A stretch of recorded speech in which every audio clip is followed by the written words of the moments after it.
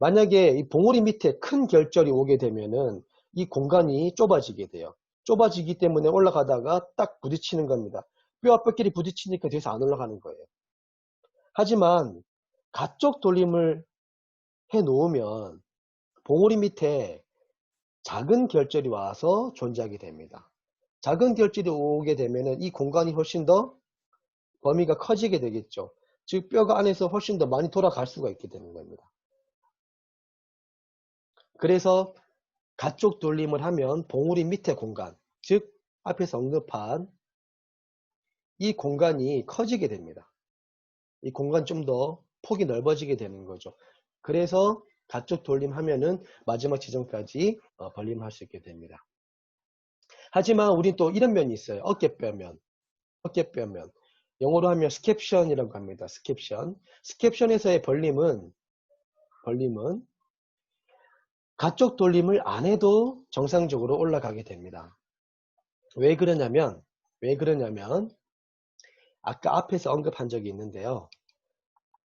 어깨뼈는 전방으로 약 35도 정도 기울어져 있다라고 말씀을 드렸죠. 전방으로 이렇게 35도 기울어져 있다라고 했죠.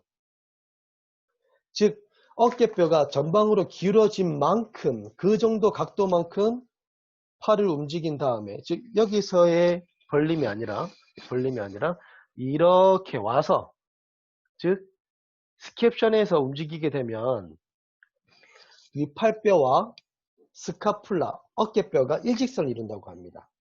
즉 위팔뼈와 어깨뼈가 일직선을 맞출 때를 우리는 어깨뼈면이라고 합니다. 그때는 여기 봉우리 밑 공간이 아주 크게 확보가 될 수가 있어요. 그렇기 때문에 가쪽 돌림이 필요 없습니다.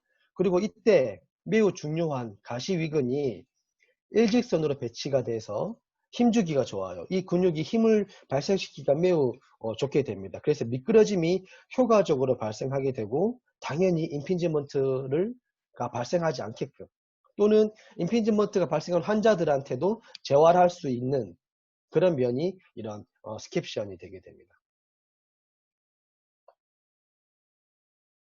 자, 그리고 아까 제가 여기서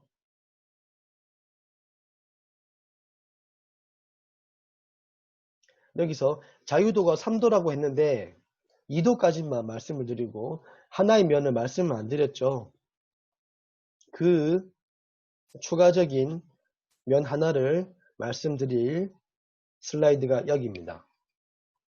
자, 여기 보시면 자, 여기 어깨뼈 지금 하얀색 바탕에서 안 보이시겠지만 어깨뼈와 여기 있는 빗장뼈는 서로 연결이 되어 있습니다. 인대입니다. 인대 하나로 연결이 되어 있고 이 인대가 어디 붙어 있냐면 이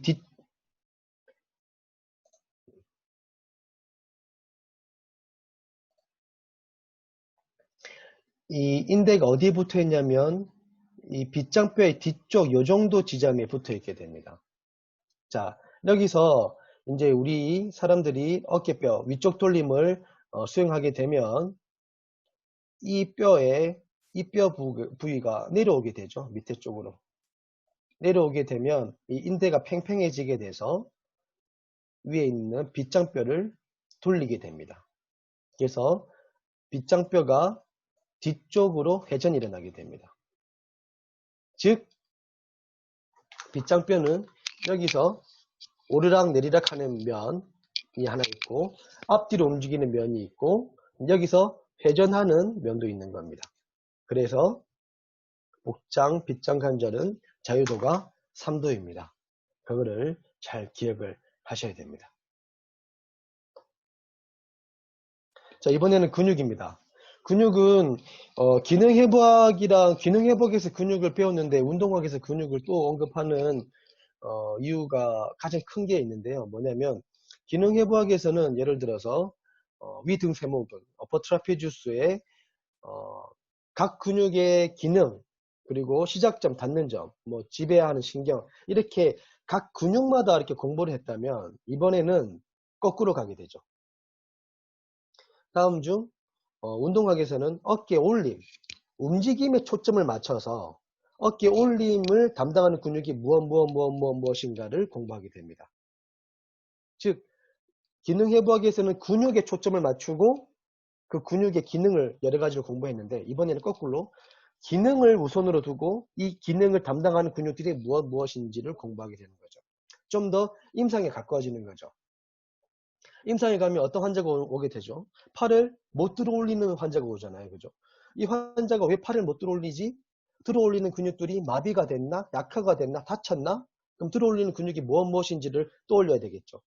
그 어떤 근육들이 팔을 들어 올리는지를 연상한 다음에 각각의 근육에 대해서 뭘 하면 되겠어요. MMT나 뭐 근육 길이 평가 이런 것들을 수행하게 되는 겁니다. 즉 임상으로 가는 이제 첫 걸음이라고 생각하시면 되겠죠.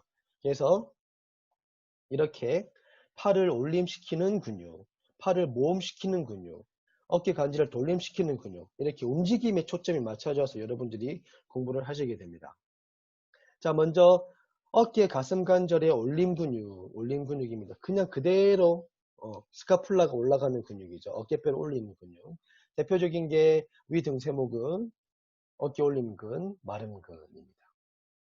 이 두 개는 쉽게 생각하실 수 있으실 거예요. 하지만 요 녀석도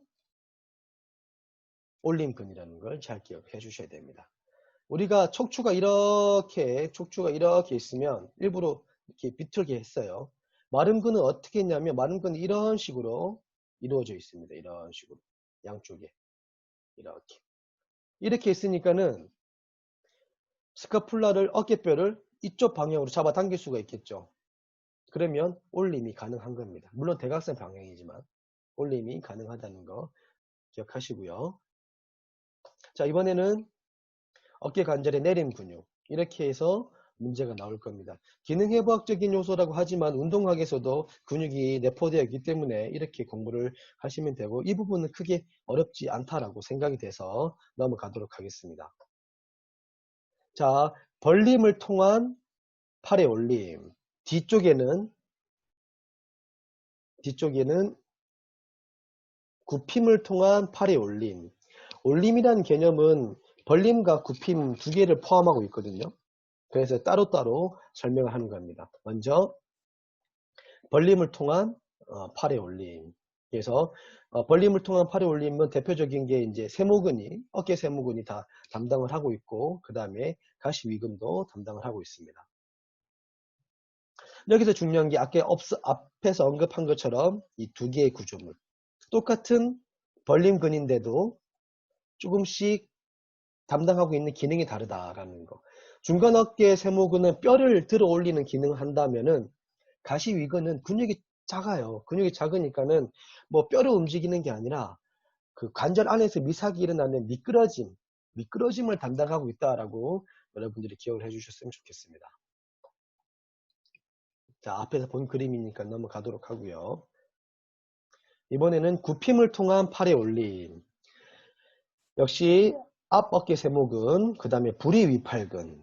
이 근육 낯설어 하시면 안 돼요. 그죠? 그 다음에 위팔 두 갈래근의 긴 갈래, 짧은 갈래. 위팔 두 갈래근의 짧은 갈래. 짧다라는 단어가 들어가 있기 때문에 이 근육이 다관절 근육이 아니다라고 생각할 수가 있어요. 그러니까 다관절 근육이라고 뭐냐면은 그 위팔 두 갈래근의 긴 갈래는 어깨도 움직이고 팔꿈치도 움직이게 하죠. 그죠? 그러니까 이게 두 개의 관절을 다 움직일 수 있는 거를 다관절 근육이라고 합니다. 다관절 근육. 근데 짧은 갈래도 짧다는 단어가 들어갔지만은 긴 갈래랑 똑같아요. 기능이. 어깨도 움직일 수 있고 팔꿈치도 움직일 수 있습니다. 위팔 두 갈래근의 긴 갈래는 아까 얘기한 이 오목면에서 위쪽 결절에 붙어 있었고 짧은 갈래는 여기 부리돌기에 붙어 있어요. 말이 길고 짧다는 거지 큰 차이가 안 납니다. 즉, 이 길고 짧은 갈래 모두 다 다관절 근육이라는 거를 잘 기억하셔야 되고 나중에 뒤쪽에 가게 되면 위팔 세 갈래근 있죠. 트라이세스 브라키. 트라이세스 브라키는 세 갈래인데 하나의 근육만 다관절이고 나머지 두 개의 근육은 팔꿈치만 움직이는 일관절, 하나의 관절만 움직이는 근육이죠. 그래서 이 두 개를 잘 비교를 하셔야 돼요. 위팔 두 갈래근과 위팔 세 갈래근의 어떤 기능적인 측면도 중요하지만 생김새적인 차이도 좀 상당히 크다는 걸 아셨으면 좋겠습니다. 정리하자면 위팔 두 갈래근은 두 갈래 둘 다 다관절 근육인 반면에 위팔 세 갈래근은 한 갈래만, 즉 긴 갈래만 다관절 근육입니다. 이렇게 기억을 하셨으면 좋겠고요. 어깨 관절, 어깨 가슴 관절의 위 돌림 근육. 임상에서 제일 중요한 어깨 쪽에서 제일 중요한 움직임이 어깨뼈의 위 돌림입니다. 즉 어버드 로테이션이죠. 대부분의 환자들이 팔을 들지 못하기 때문에 오는 거지 팔을 내리기 힘들어서 여러분들 오진 않아요. 대부분의 환자가 이럴 때 통증이 생겨서 여러분들한테 방문을 하지 내릴 때 아파서 방문하지는 않아요. 즉 임상과 연계해서 어깨에서 제일 중요한 거는 들어 올리는 개념입니다. 그 중에 더 중요한 거는 어깨뼈의 어버드 로테이션, 위돌림이고요. 당연히 그런 게 임상적으로 중요하기 때문에 기초적인 개념도 이런 위돌림에 관련된 근육 움직임들이 더 중요하겠죠. 자, 위돌림 근육 어떤 것이 있냐면 위 그리고 아래쪽에 있는 등 세모근입니다. 즉 어퍼 트라페지우스와 로어 트라페지우스죠. 그 다음에 제일 중요한 세라투스 안테리어입니다. 글쎄요, 여러분들이 뭐 기능해부학을 학교에서 배우셨을 때 아마 이런 비슷한 얘기를 들으셨을지 모르겠지만 어깨 움직임에서 제일 중요한 근육은 제가 봤을 때는 이 앞톱니근입니다.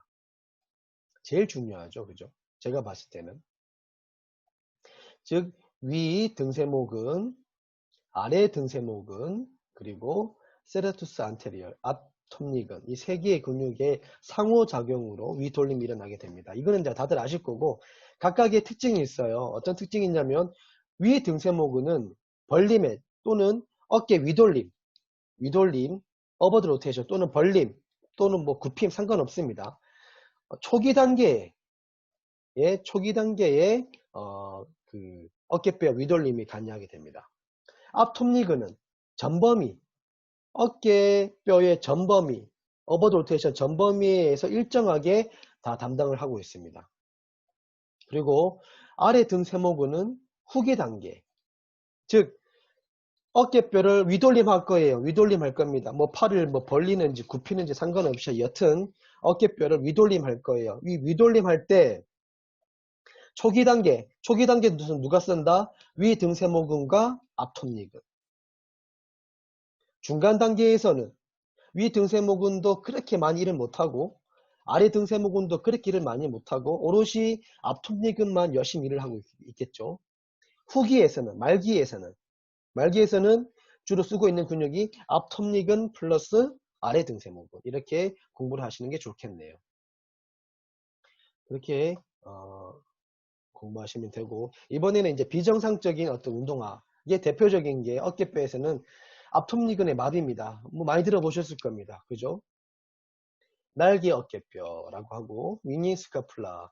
이제 윙잉 스카플라는 이게 원체 유명해서 국시 문제에 이렇게 영어로 표현되기도 합니다. 날개 어깨뼈. 뭐냐면 이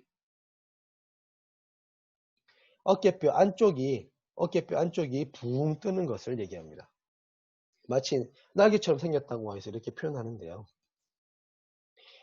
이게 왜 뜨는지에 대해서 지금 이렇게 온라인으로 설명하기에는 좀 부족한 점은 있습니다.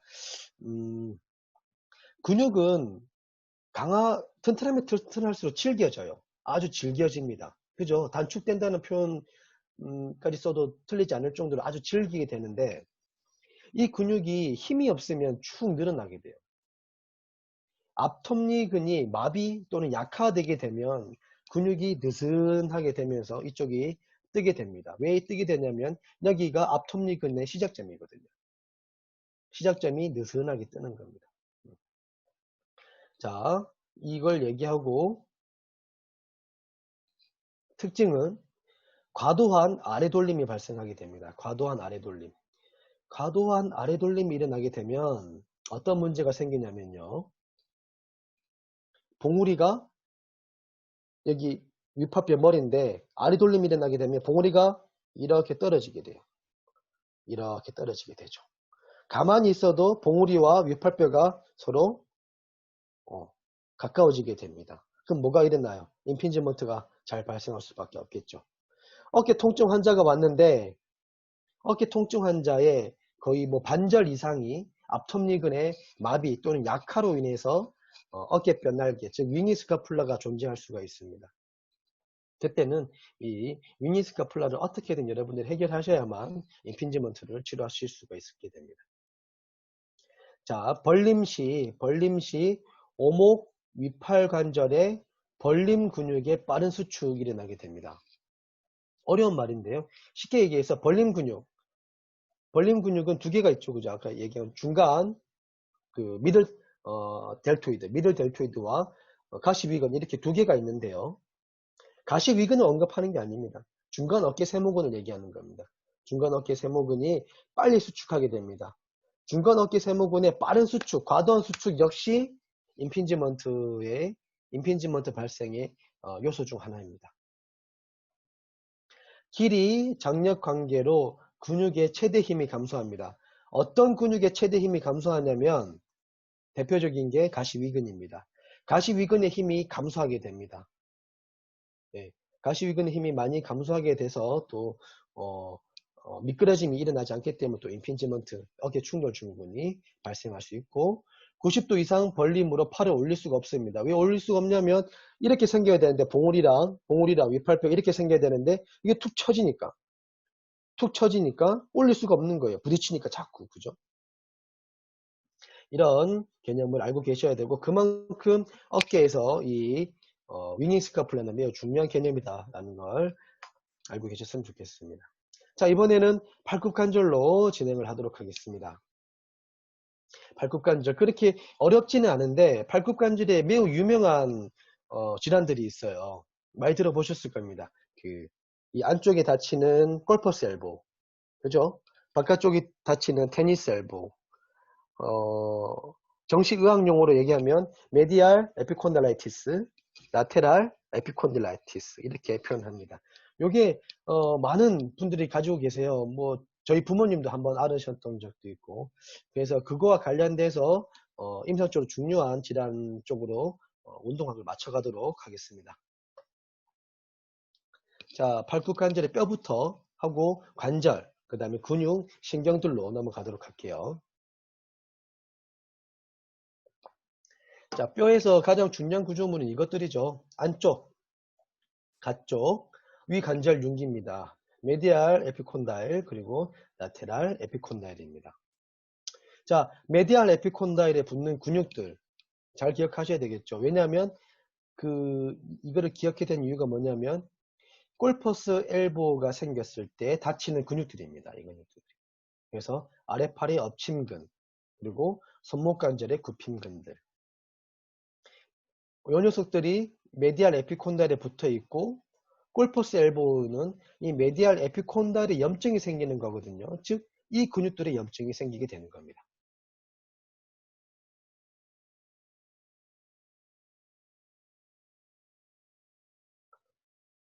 골퍼스 엘보 이거 누가 쓰시는 거지? 골퍼스 엘보. 네. 자, 그 다음에 가쪽 위관절 융기에는 당연히 뒷침근과 이 안쪽과 반대겠죠. 손목관절의 편 근육이 붙어 있게 됩니다. 이렇게 정확하게 하면은 손목관절 편 근육들이겠죠. 편 근육들. 그죠? 뒷침근은 하나뿐이 없으니까 뒷침근 하나만 쓰면 되고요. 여기도 굽힘근들입니다. 굽힘근들. 자, 넘어가도록 하죠. 자, 뼈와 관련돼서 몇 가지만 언급을 하도록 하겠습니다. 먼저 노페임이라고 되어 있어요. 노페임. 인체의학적인 개념인데요. 노페임은 영어로는 이제 레디알 너치인데 노뼈에 있지 않습니다. 이 녀석은 좌뼈에 있습니다. 자, 잠시만요. 자, 여기 보면 이게 잡뼈예요. 잡뼈인데, 잡뼈에 노뼈가 이렇게 와서 누워있게 되는데, 즉, 노뼈의 전용 자석이 여기 레디알 너치가 되는 겁니다. 그래서 간혹 인체부학이 약하신 분들이 착각하실 수가 있기 때문에 살짝 언급을 했습니다. 노폐 힘은 노뼈에 있지 않다라는 거. 그 다음에 잡뼈 거친면이 있는 이유는 많이들 들어보셨겠지만 큰 근육, 그러니까 힘이 큰 근육들, 그러니까 힘이 센 근육들은 대부분 거친면에 붙어 있어요. 거친 면에 붙어 있어야만, 울퉁불퉁한 면에 붙어 있어야만 접촉 면적이 커져서 큰 힘을 낼 수가 있거든요. 자, 이 잡뼈 거친 면에 어떠한 큰 힘을 발생하는 근육이 붙어 있냐면 위팔근이 붙어 있습니다. 위팔근. 우리가 팔굽 관절을 굽히는 대표적인 근육을 세 개를 들 수가 있죠. 뭐냐면 우리 알통 근육인 위팔 두갈래근, 바이세스 브라키, 그 다음에 위팔근, 세 번째가 브라키오 레디알리스라는 근육입니다. 그죠? 그 중에 힘이 제일 센 근육은 위팔근이에요. 위팔근. 많은 사람들이 이 알통 근육인 바이시스 브라키가 힘이 제일 셀 거라고 하지만 그렇지가 않습니다. 위팔근이 제일 두꺼워요. 즉 위팔근용 거친면을 따로 만들어 두었습니다. 근데 위팔근은 아래팔의 움직임에 관여하지 않죠. 아래팔의 엎침과 뒤침에 관여하지 않습니다. 위팔근은 순수하게 굽힘만 가능해요. 발끝관절의 굽힘만. 그렇기 때문에 이 녀석은 어디에 붙어 있냐면 잡뼈에 붙어 있는 겁니다. 잡뼈에 붙어 있기 때문에 아래팔의 엎침과 뒤침에 관여할 수가 없게 되는 거죠. 하지만 위팔 두갈래근은 어디에 붙어 있어요? 노뼈에 붙어 있습니다. 노뼈에 붙어 있기 때문에 엎침과 뒤침 중에 하나의 기능을 할 수 있게 되는 겁니다. 이렇게 시작점과 닿는 점의 어떤 특징으로도 어떤 기능을 연계할 수 있다는 것도 좋은 공부가 될 거라고 생각이 됩니다. 그 다음에 붓돌기. 요즘 많이 언급되고 있는 구조물 중에 하나입니다. 왜 그랬냐면 최근에 이제 스마트폰 사용과 관련해서 많이 그 발생률이 증가하고 있는 질환이 있어요. 어떤 질환이냐면 많이 들어봤죠. 득게르뱅 디지즈. 득게르뱅 증후군이라는 개념입니다. 득게르뱅.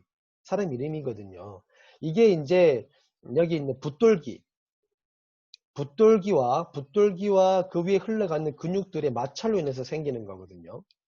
그래서 이 핑켈스테인 검사, 이게 핑켈스테인 검사인데, 핑켈스테인 검사 또는 뭐 득게르뱅 증후군 이런 것과 관련해서 여러분들이 기억해야 되는 회복적 구조물이 이런 스테로이드 프로세스입니다. 자, 넘어가도록 하고요. 자, 아까 얘기한 것처럼 위팔 두갈래근의 거친면은 어디에 있냐면 노뼈에 있습니다. 노뼈에 있기 때문에 엎침과 뒤침 중에 하나의 기능을 할 수 있는데 노뼈 안쪽에 붙어 있기 때문에 슈피네이션, 뒤침에 관여하게 됩니다. 자, 관절의 구성. 팔굽 관절은 우리가 뭐라고 표현하냐면 수정된 경첩관절이라고 합니다. 수정된 경첩관절. 정상적인 경첩관절이 아니고요. 약간 수정됐다라고 또는 좀 조작됐다라고 표현하는 게 맞겠죠. 왜냐하면 팔굽관절은 두 개의 관절이 합쳐져 있기 때문에 그렇습니다. 위팔 자관절과 위팔 노관절, 즉 위팔뼈 하나 뼈와 두 개의 뼈가 이렇게 만나고 있죠. 그죠? 노뼈와 잡뼈, 그죠? 그래서 수정된 경첩관절이라고 표현을 합니다. 자, 관절에서 먼저 나오는 운동 형상 중에 하나가 뭐냐면 운반각, 캐링 앵글 또는 박구비 팔꿈치라고 해요. 큐비터스 발구스라고 표현합니다. 박구비 팔꿈치. 이렇게까지 휘어지는 걸 얘기하는 거죠. 이렇게까지 휘어지는 걸 얘기합니다. 이게 이제 운반각이 증가했다라고 하고 또는 옛날 어려운 단어로는 큐비터스 발구스라고 표현합니다. 정상은 약 18도, 수치는 그렇게 외우실 필요는 없고 편차가 좀 큽니다. 18도 전후로 생각하시면 되고요. 과도한 팔꿈치는 18도 이상이 아니라 30도 이상 정도 되어야만 과도하다라고 표현합니다. 즉 질환과 관련되어 있다고 합니다. 어떤 문제가 생기냐면 이 안쪽에 있는 구조물들, 뭐 인대나 근육들이 쉽게 찢어질 수 있게 되는 증상을 보일 수가 있습니다. 반대로 안굽이 팔꿈치는 약 마이너스 5도 정도부터 언급을 합니다. 근데 이 안굽이 팔꿈치는 임상적으로는 크게 보기 힘들어요. 그래서 임상적으로 희귀하기 때문에 이렇게 많이 질문을 하진 않고요. 이 박굽이는 좀 많이 보입니다. 여러분들 지금 이 특강을 듣고 계신 분들 중에서도 아마 이런 과도한 박굽이 팔꿈치가 있으실 건데요. 이게 좀 더 빈도가 흔하기 때문에 이쪽을 좀 더 초점 맞춰서 기억을 해 주셨으면 좋겠습니다. 자, 관절과 관련해서 결합 조직에 대해서 설명을 할 건데요. 이 밑에 그림을 보시는 것처럼 발끝 관절에서 어떤 결합 조직 중에 제일 유명한 녀석은 이 안쪽 결인대입니다. 안쪽 결인대. 얼마 전에 류현진도 개막전을 뛰었는데요. 류현진 선수도 원래 오른손잡이였죠. 오른손잡이였는데 오른손의 이쪽 인대가 다쳤습니다. 다쳐가지고 제구가 안 되기 때문에 왼손 투수로 전향을 한 걸로 알고 있습니다. 안쪽 결인대는 앞섬유, 뒤섬유, 가로섬유로 이렇게 구성되어 있고요. 이것까지는 크게 중요하지는 않은데 이게 이제 이 안쪽 결인대가 어떤 이런 투수들, 피처들이나 공을 던지거나 뭐 창을 던지거나 과도하게 어깨나 팔꿈치를 쓰는 이런 동작 스포츠와 관련돼 있다는 걸 기억하셨으면 좋겠고, 한 단계 더 나가면 타미존 수술이 야구 선수들이 정말 많이 하는데, 이 타미존 수술이 이 안쪽 겨딘대의 복원 수술이다라고 생각하시면 됩니다. 이 안쪽 겨딘대가 찢어지게 되면은 이 두 개의 인대를, 찢어진 인대를 붙여서 꿰매서 재활 또는 복원하게 하는 수술이 타미존 수술입니다. 자, 가쪽 겨딘대도 많이 다치긴 다치는데요.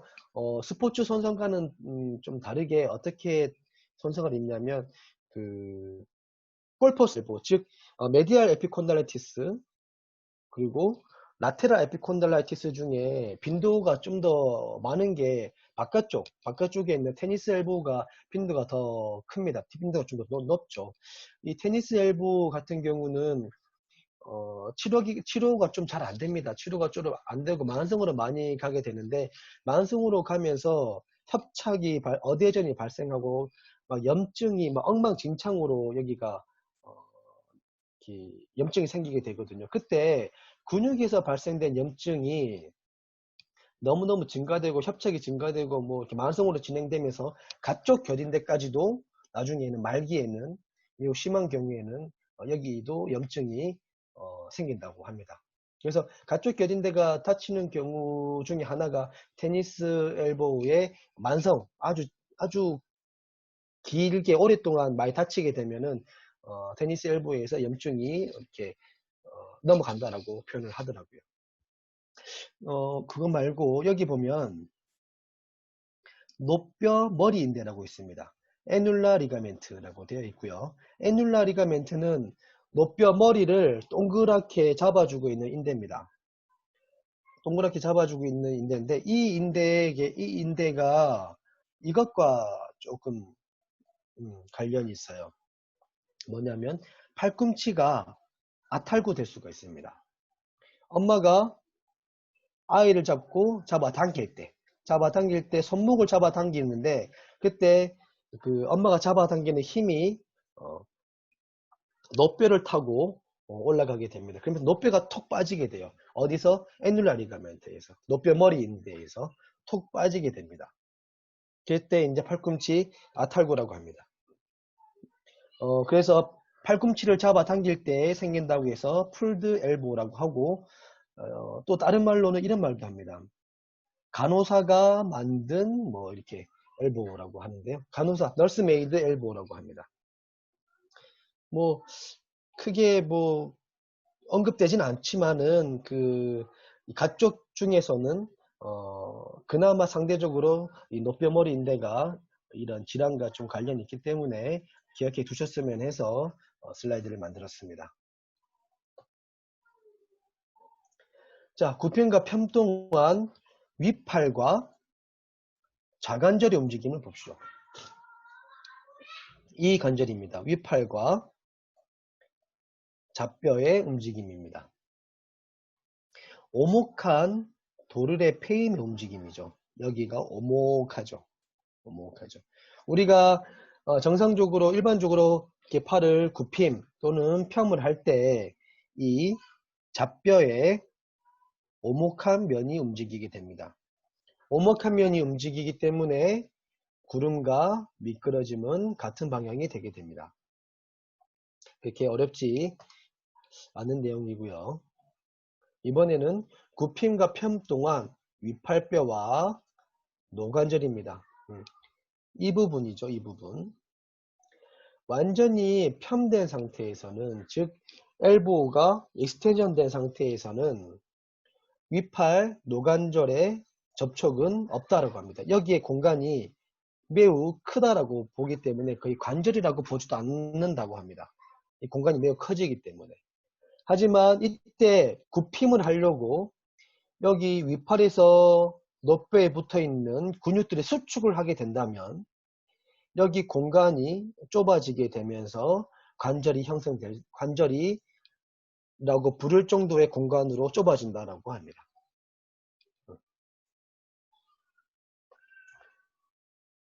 자, 이번에는 뼈 사이막에 대해서 언급을 하도록 하겠습니다. 뼈 사이막. 자, 우리가 이 노뼈와 좌뼈 사이에는 아주 질긴 뼈 사이막이 있습니다. 이 뼈 사이막이 존재하는 이유는 뭐 당연히 이 두 개의 뼈가 서로 분리되지 않도록 잡아주는 것도 있지만 가장 대표적인